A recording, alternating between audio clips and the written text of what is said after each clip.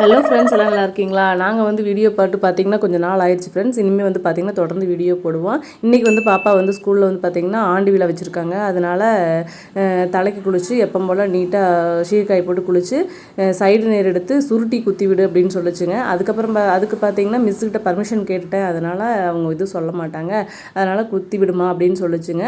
அதனால் சரின்னு சொல்லிட்டு பார்த்தீங்கன்னா எப்போ போல் சைடு நேர் எடுத்து பின் குத்தியாச்சு. இந்த பின் குத்தும் போது சீவும் போது பார்த்தீங்கன்னா லைட்டாக வந்து தலை வலிக்கும். அதுக்கு வந்து அவங்க அப்பா கிட்ட மேடம் என்ன சொல்கிறாங்கன்னா, அப்பா தலை ரொம்ப வலிக்குது, இதையும் வீடியோ எடுத்து போடுங்க, அம்மா சிக்கு எடுக்கும்போது வலிக்குதுன்னு சொல்லி போடுங்க அப்படின்னு சொல்கிறாங்க. சரின்னு சொல்லிட்டு நானும் சரின்னு சொல்லிட்டு விட்டுட்டேன். அதுக்கப்புறம் பார்த்தீங்கன்னா எப்போ போல் நார்மலாக பின்னியாச்சு. பின்னிட்டு ரிப்பன் வச்சு கட்டி ஒரு பூ போடலாம் அப்படின்னு சொல்லிட்டு போட்டாச்சு. இப்போ ஒத்த சடை பார்த்தீங்கன்னா அழகாக பூ போட்டாச்சு.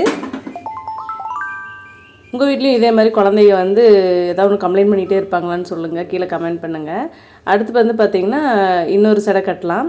இந்த சடை வந்து எப்போ போல் நார்மலாக பின்னி போட்டுடலாம். அப்போ தான் வந்து ரொம்ப வந்து ஸ்டைலாக இருக்காது. ஏன்னா ஸ்கூல் யூனிஃபார்ம் போடங்காட்டி ரொம்ப ஸ்டைலாக இல்லாமல் நார்மலாக இருக்கிற மாதிரி இருக்கும். இது வந்து இப்போ இன்னொரு சடையும் வந்து நார்மலாக எப்போ போல் பின்னி கீழே ரிப்பன் வச்சு பட்டர்ஃப்ளை போட்டுக்கலாம். இது வந்து பார்த்திங்கன்னா ரொம்ப அழகாக இருக்கும். ரொம்ப ஸ்டைலிஷாகவும் இல்லாமல் யூனிஃபார்முக்கு தகுந்த மாதிரியான சட்டை தான் இது. ரொம்ப அழகாக இருந்துச்சு பார்க்குறக்கு.